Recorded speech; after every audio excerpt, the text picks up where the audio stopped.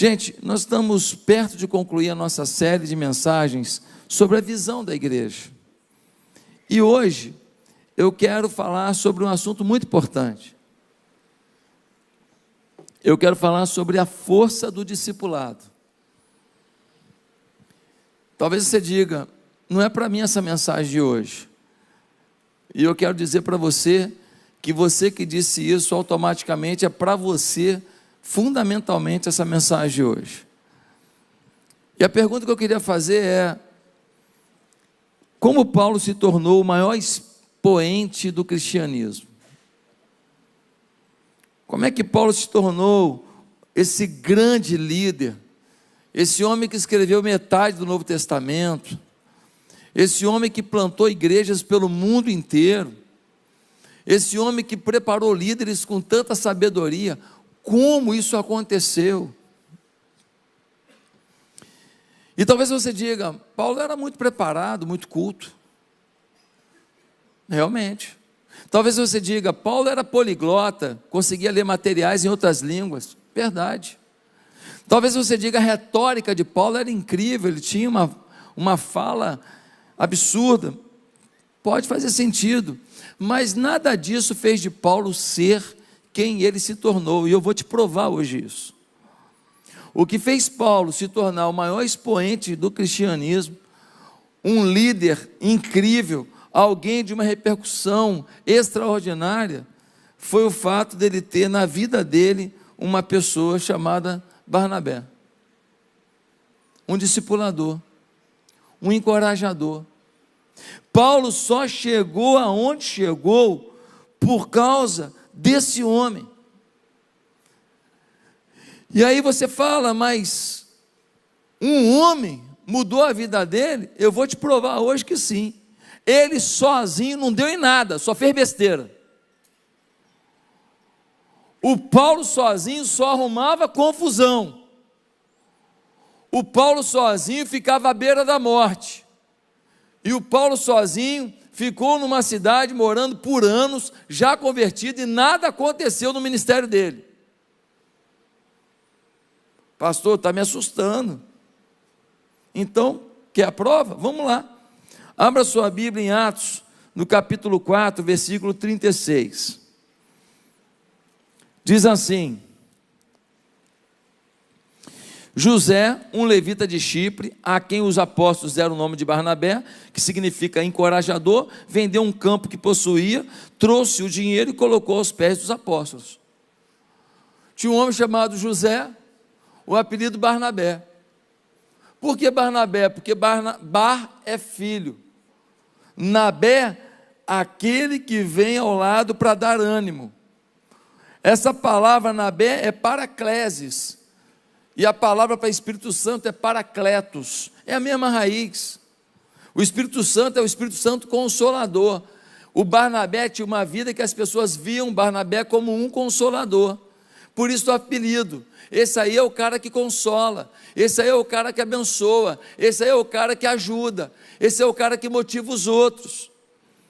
Esse homem encontra com Saulo, lá no capítulo 9, versículo 20, a gente vai ver que o Paulo se converteu no caminho de Damasco, teve uma visão de Jesus, se converteu. Quando ele chegou na cidade, ele encontrou com um homem, ficou 3 dias cego, depois ele volta a enxergar, e quando ele volta a enxergar, ele começa a pregar. Só que ele era um fariseu, que queria matar os cristãos, por ver os cristãos como inimigo do judaísmo. Ele era radical. Agora, ele é um cristão radical que quer matar judeu. Tudo dele é radical. E ele fala com um jeito, com uma violência tão grande, que está tudo quanto é judeu querendo arrancar a vida dele. E o Paulo está lá naquela confusão toda, aquele negócio todo. Finalmente alguém fala, meu irmão, tira ele daqui que vai dar ruim. Eles pegam o Paulo e levam para onde? E levam o Paulo para Jerusalém. Quando chega em Jerusalém, os apóstolos encontram com Paulo. Eles acham que o Paulo é bonitinho e cheiroso. É ruim, hein? O cara era matador. Estevão, um homem de Deus, morreu aos pés de Paulo. Na época o nome ainda era Saulo. Aí sabe o que ele faz? o Barnabé, ele que tem autoridade com os apóstolos, ele que é reconhecido pelos apóstolos, ele vai até os apóstolos e fala assim: gente, eu assino embaixo. O cara mudou. Esse homem teve uma experiência real com Deus, esse homem teve uma experiência de verdade com Deus, esse homem se quebrantou diante de Deus. Eu vi ele pregando, eu vi no olho dele, eu vi o amor no olho dele, eu vi a presença de Deus no olho dele, eu acredito nele. Ele chancela diante dos apóstolos o Saulo, que tinha sido um homem perigoso. Já imaginou se o Saulo está infiltrado entre os apóstolos só para localizar todo mundo, depois passa o cerol e mata todo mundo? Como é que o Barnabé fica?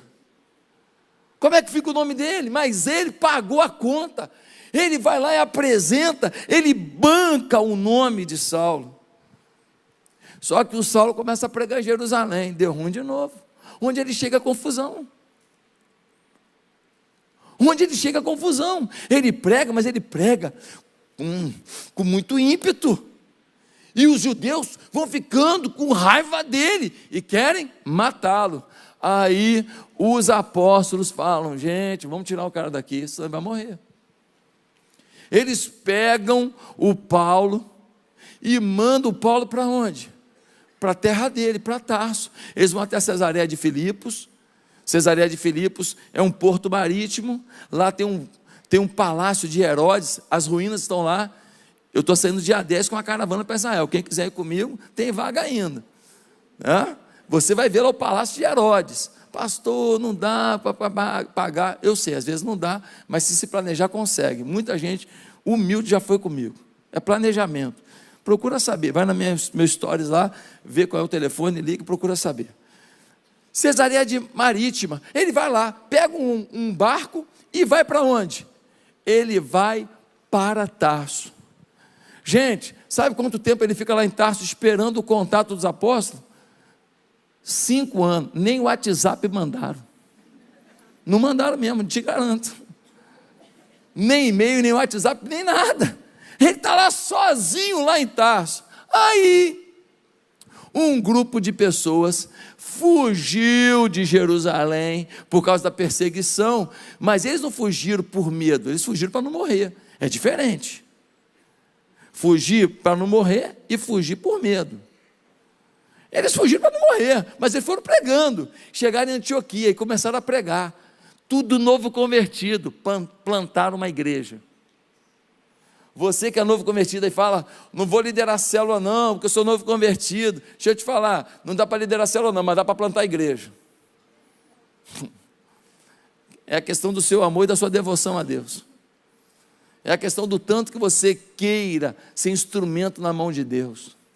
Os caras plantaram a igreja. Aí os apóstolos lá em Jerusalém escutam falar: tem uma igreja lá em Antioquia, parece que está bombando. Aí eles mandam o Barnabé vai lá em Antioquia. Quando ele chega em Antioquia, ele fala: gente, que igreja linda, que povo maravilhoso, que povo temente a Deus, que povo apaixonado. Eles oram, eles leem a palavra, eles buscam a Deus, mas eles precisam de maturidade. O que o Barnabé faz?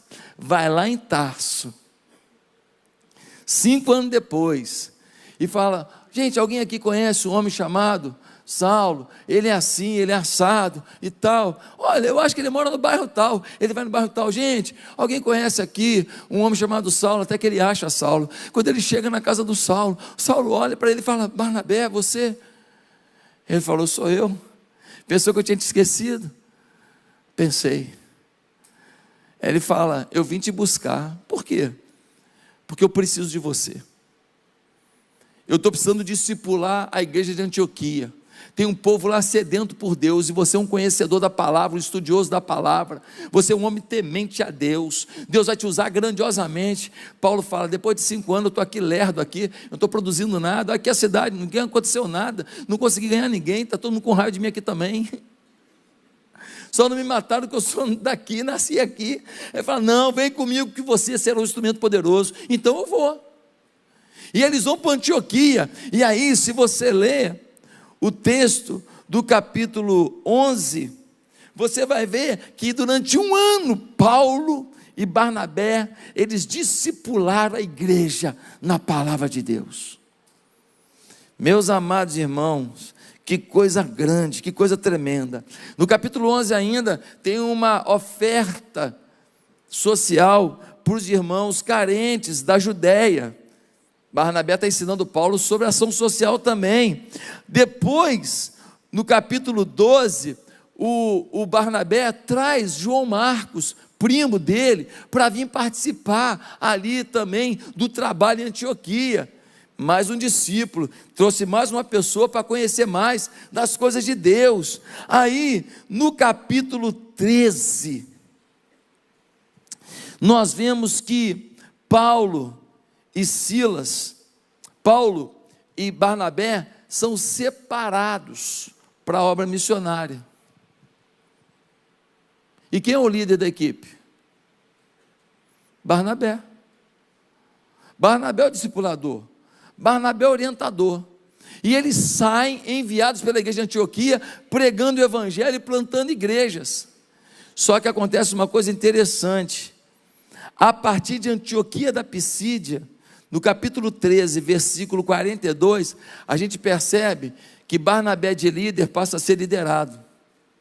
Ele reconhece que Paulo tem uma unção para isso, tem um chamado para isso, tem um contato com Deus para isso, e então ele humildemente fala: o meu discípulo está maior que eu, está uma fera, ele tem uma visão que eu não tenho, então ele começa a apoiar Paulo. Ao findar a primeira viagem, eles voltam a Antioquia, eles dão um relatório. Então ele segue com Paulo para Jerusalém, porque tem uma controvérsia lá, se quem se converte tem que seguir os rituais judaicos. E aí o Barnabé vai com Paulo, chega lá, ele toma a frente, ele começa a falar, poupa o Paulo, ele está preocupado o discípulo dele não se expor, não se magoar, ele mesmo expõe as situações, e o Paulo só vem complementando, e o fim daquela reunião com os apóstolos é super legal. Mas acontece um episódio interessante. Um deles, o João Marcos, que estava na viagem missionária, esta nova viagem missionária, ele abandona a viagem. E quando ele abandona a viagem missionária, o Paulo é um dominante nível 100, amigo. O Paulo é o seguinte, ele é um rompedor. Ele não para, ele vai furando a pedreira, cá tem as pedras que eu estou furando a pedreira, porque ele tem esse chamado. E quando João Marcos decepciona e sai do time que estava plantando igreja, ele fica muito decepcionado. O Barnabé também ficou. Só que aí, quando eles vão fazer uma segunda viagem, aí o Barnabé fala para o Paulo: Paulo, vamos chamar o João Marcos de volta. O Paulo falou o quê? O que você acha? Necatibiriba. Quem conhece Necatibiriba? 56, 80... Gente, aí Paulo fala: mas nem por um decreto, amigo.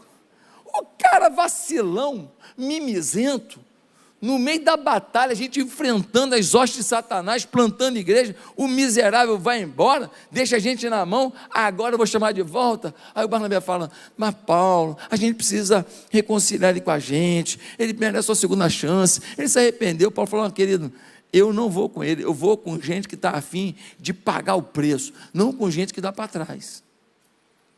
Aí o Barnabé se separa do Paulo. O discipulador, que agora auxilia o discípulo, que agora o discípulo que lidera a viagem missionária, ele vai e se separa, e ele vai cuidar de João Marcos. Mas acontece uma coisa maravilhosa. Sabe o que acontece? Lá na frente, o Paulo manda um recado para o Barnabé, dizendo: Barnabé, eu soube que você restaurou João Marcos, e eu soube que ele está uma bênção, dá para você trazer ele para me ajudar na obra? Eu preciso dele. Gente, não dá para contar a história de Paulo sem contar a história de Barnabé. Não dá para contar a história de Barnabé sem contar a história de Paulo. Quem está entendendo? As histórias estão entrelaçadas. O sucesso de um está entrelaçado com o sucesso do outro. A glória de Deus na vida de um está ligada à glória de Deus na vida do outro. Eu te pergunto agora, as primeiras perguntas que eu fiz: quem seria Paulo sem Barnabé? Um diamante bruto que nunca foi lapidado. Quem foi Paulo depois de Barnabé? Um diamante bruto que foi lapidado. E o brilho dele chegou a todo mundo e nos alcança ainda hoje. Tem muita gente aqui que é um diamante bruto. Mas você é que nem aquele testemunho da irmã Luana. Luana? É Luana? Que a Luana deu aqui. Você é orgulhoso. Você tem tanto tempo de igreja, você tem tanto tempo aqui, você tem tanto tempo de vida cristã, você já liderou coisa na igreja, você já foi da equipe de louvor, você foi da equipe de recepção, já ajudou a dar curso na igreja, que você acha que você já está lapidado. Você não está. Você tem um brilho que você ainda não deu. Você tem um valor que você ainda não atingiu. Você tem uma glória que você ainda não revelou. Você tem um milagre que você ainda não transformou. Por quê? Porque você é orgulhoso. E você não aceita ser lapidado por alguém. O Paulo estava lá em Tarso, 5 anos. Fez o quê? Qual é a história que a gente escuta na Bíblia de Tarso? Deixou uma igreja? Deixou uma liderança? Milagres? O que ele fez lá 5 anos? Nothing. Estou chique hoje. Nádega. Na língua, tá? Nada. Fez nada. Mas na hora que ele foi lapidado, pela presença de alguém na vida dele, ele se transformou numa bomba atômica. Ei, tem alguém que é o fósforo que acende o pavio da dinamite que há dentro de você. O cara pode ser um fósforozinho, você rejeita. Isso é só um fósforo? Eu sou uma baita dinamite. Sim, mas só explode se tiver o fósforo. Quem pegou essa? Quem anotou essa? Ei, Nádia. É só um fósforo. Eu vou ser discipulado por essa pessoa. Eu vou ser. Ele é um fósforozinho. E você é uma dinamite. Mas você não vai explodir nunca. Por quê? Porque você é tão vaidoso que você não consegue reconhecer que você precisa de um fósforo. Esse fósforo é justamente o que você não tem. Meus amados irmãos, Barnabé foi um homem muito usado por Deus para encorajar novos crentes e líderes a prosseguirem no caminho do Senhor. Se não fosse Barnabé, haveria o Paulo que conhecemos? Não haveria. Estamos aqui diante da força do discipulado. E eu queria te perguntar, pastor, como que eu posso viver a força do discipulado? 3 coisas são necessárias. Primeira coisa, você precisa de desprendimento. Tem coisas que você está agarrado nelas, que elas não te possibilitam ser alguém que viva a força do discipulado. O primeiro desprendimento é dos bens. Discipular envolve dinheiro. Tem que gastar gasolina para ir lá discipular. Tem que lanchar num lugar na rua, porque tu vai encontrar com a pessoa depois, você está vindo do trabalho. Discipulado envolve dinheiro, quem disse que não? Envolve às vezes fazer um lanche para receber o discípulo, que está meio foragido, mas quando bota uma pizza na mesa ele vem, no cheiro. Discipulado envolve dinheiro. Agora aqui, no capítulo 4, versículo 36, vai dizer o quê? Vai dizer que o Barnabé doou uma propriedade. Essa propriedade provavelmente é aonde? Na cidade dele, Chipre. Chipre é a única reserva de exploração de cobre de todo o mundo na época. É uma terra que tem muitas pedras preciosas e muitos minerais, e é uma terra extremamente fértil para a agricultura. Chipre é uma área valorizadíssima. Ele vende a propriedade inteira, ele pega o dinheiro todo e entrega aos apóstolos. Quando ele vai para a obra de Deus, ele vai precisar de oferta dos outros, porque ele mesmo doou tudo dele.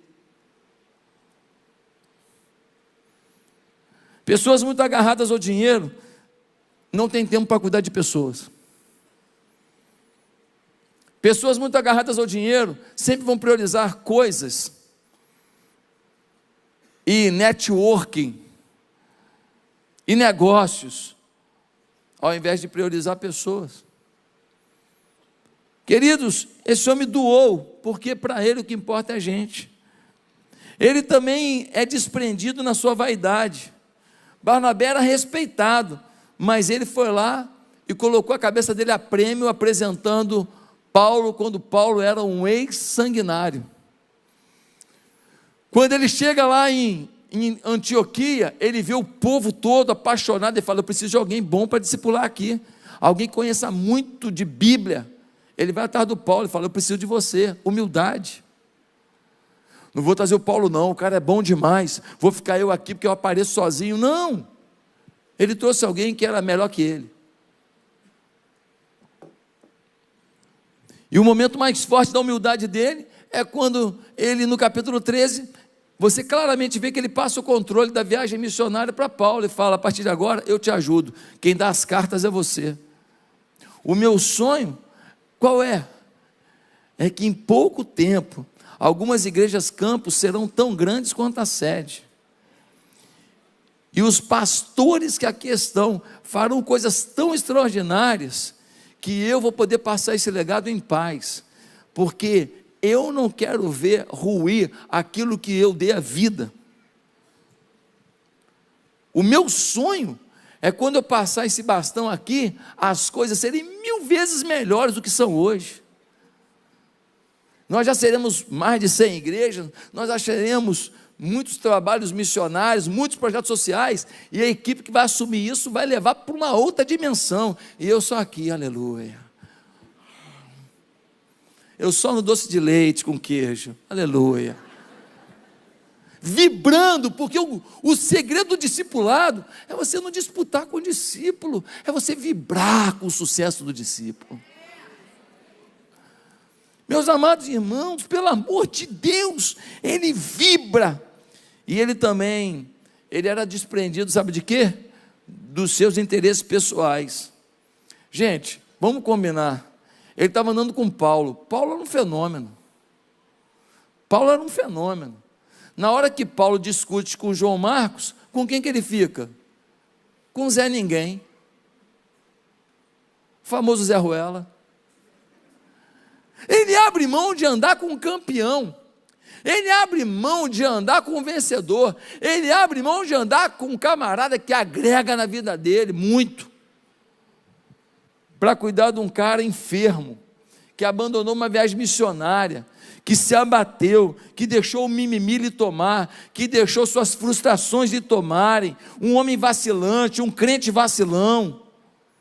Sabe por quê? Porque quando a gente é desprendido, a gente revela generosidade. Tem muita gente na igreja que entrega dízimo, que até entrega oferta, mas não é generoso. Mas pastor, como assim? Entrega porque entende que tem que entregar. Entende o princípio bíblico, glória a Deus por isso. Menos mal. Mas não é um coração generoso, um coração feliz em ofertar, um coração feliz em ajudar, um coração repleto de graça para dar. Não é. E um dos efeitos mais importantes da generosidade, sabe qual é? É a capacidade de estimular os outros e não criticar. O espírito crítico rouba a nossa generosidade. Gente, o crítico encontra com a pessoa que é na igreja, que está sumida, fala como? Oi, pensei que tinha morrido. Sim ou não? Aí a pessoa que estimula fala assim: poxa, que bom te ver. O que é mais gostoso? Quer ver o crítico? O crítico encontra e fala assim: depois ficou rico e esqueceu dos pobres, né? Você que está rindo já falou isso. Gente, nós já falamos isso. Ficou rico, né? Esqueceu dos pobres, né? É ou não é? Se tem uma coisa que alguém que prosperou na vida, alguém que avançou na vida não quer ouvir, é esse papo de que ele ficou rico e esqueceu dos outros. Porque isso dá uma raiva do caramba. Sim ou não? Aí, ó, os ricos tudo falando assim, é verdade. Ô, gente, agora, olha o estimulador, fala, poxa, quanto tempo sem te ver, que saudade, que bom te ver hoje. Olha o crítico, eu não concordo com o que vai ser feito na igreja, então não colaboro. Olha o espírito do capeta. Olha o estimulador, gente, olha, eu nem concordo muito com o que vai ser feito não, mas assim, o que eu puder ajudar, eu estou aí, eu quero é somar com vocês. O que é mais gostoso? Aí a pessoa fala assim, não, tudo bem, mas o que você acha que pode mudar? O outro até muda também. Por quê? Porque ele vê o quê? Estímulo. Meus queridos irmãos, nós precisamos trabalhar nessa direção. Há pessoas que entram aqui na igreja, elas entram e saem, e ninguém lhes dá uma palavra de estímulo, isso não pode acontecer. Talvez você está aqui hoje e fala assim, pastor, estou vindo aqui há 3 domingos, ninguém falou comigo. Se isso aconteceu, olha, eu posso te afirmar, isso não é normal, mas eu te peço perdão. Mas eu queria pedir em nome de Jesus, que todos nós fôssemos palavra de estímulo para quem está ao nosso redor. Encontrou com gente aqui, entrando na igreja, saindo da igreja, lá no restaurante, lá na livraria, gente, pelo amor de Deus, encontrou, ministra, encontrou, abençoa, encontrou, dá estímulo. Opa, boa noite, que bom te ver aqui, Deus abençoe, que alegria, que essa palavra de hoje seja rema na tua vida, seja forte na tua vida, e tal. Nós temos que ter palavra profética o tempo inteiro, nós somos uma comunidade profética, nós temos que derramar isso um sobre o outro o tempo inteiro. Eu posso contar com você para isso? Isso muda a cidade, isso muda um país. Mas em segundo lugar, se a gente quer viver a força do discipulado, você precisa investir nas pessoas com fé, de que não há limite para o que Deus possa fazer na vida delas.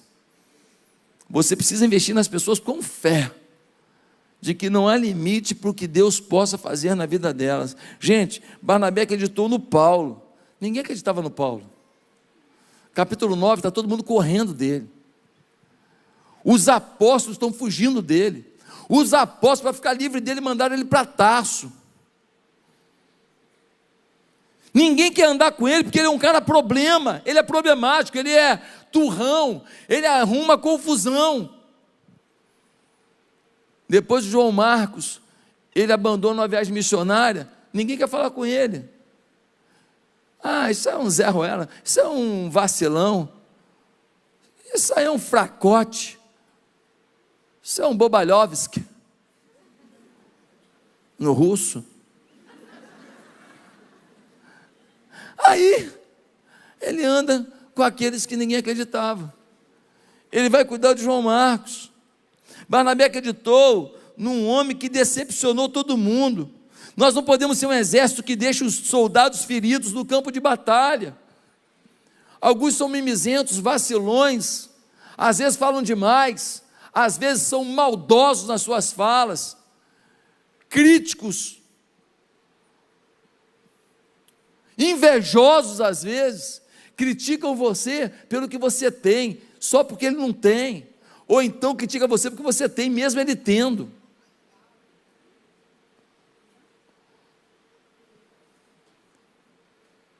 Ele pode falar o que ele quiser, fazer o que ele quiser. Se você falar uma coisinha, pronta, já julga você. Olha aí, ó, a vaidade. Meus amados irmãos, ele investe em gente complicada. Investiu num Paulo culto, investiu num Marcos fraco, descompromissado. Paulo reconhece que Barnabé é um cara que não desiste de ninguém. Por quê? Porque ele é um homem do bem. Ele é um homem do bem. Atos 11, 24 diz que a Barnabé é um homem de bem. Um homem de bem não escolhe discipulador porque ele tem dinheiro, não escolhe discípulo porque ele tem influência. O homem de bem não quer se aproveitar de alguma coisa que o discípulo possa oferecer. O homem de bem quer discipular pessoas que ele possa servir. Ele procura um Paulo que tem nada para oferecer para ele. Ele procura um João Marcos que está queimado. mas Ele quer ser instrumento na vida dessas pessoas. Ele se alegra com a vida das pessoas, com a vitória das pessoas. Ele é um homem de fé. Ele olhou a obra de Antioquia e falou: se fizer um discipulado aqui, isso vai explodir. E explodiu. A igreja de Antioquia se tornou a igreja mais missionária do Novo Testamento. Enviou o próprio Paulo com Barnabé na primeira viagem missionária, bancando a ida deles.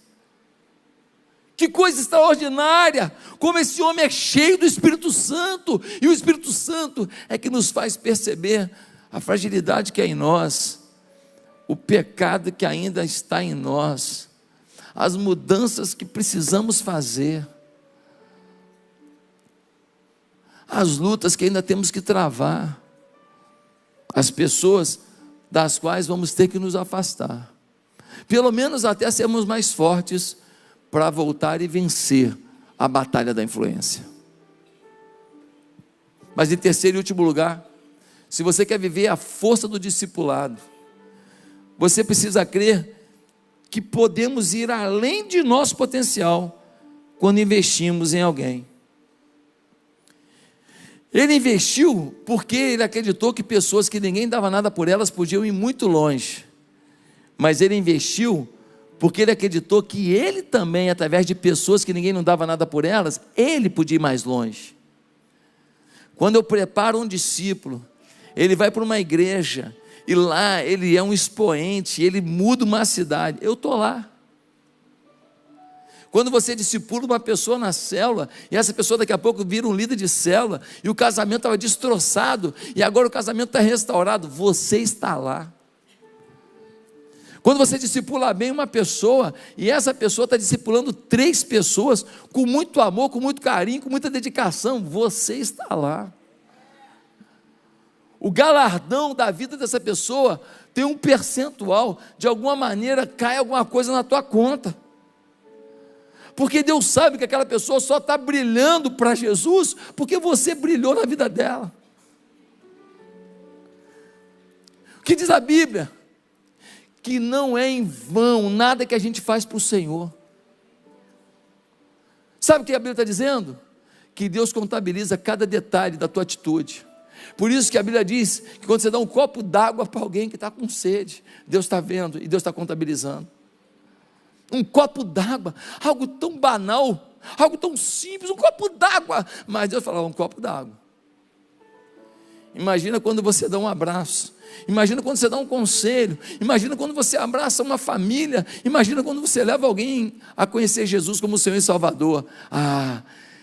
Cai muito crédito na tua conta, o teu galardão, sobe. Pastor, como é que Barnabé discipulou Paulo, que era um cara que sabia mais Bíblia que ele? Discipulado não é só Bíblia, é também Bíblia. Mas como é que ele falou com Paulo, um cara que tinha tanto conhecimento, tanta cultura? Discipulado não é só cultura, conhecimento e diploma, isso tudo ajuda. Pastor, o que é discipulado? Vida na vida. O discipulado é você estar disponível, é você olhar e falar assim: como é que você está? Você não está normal, não.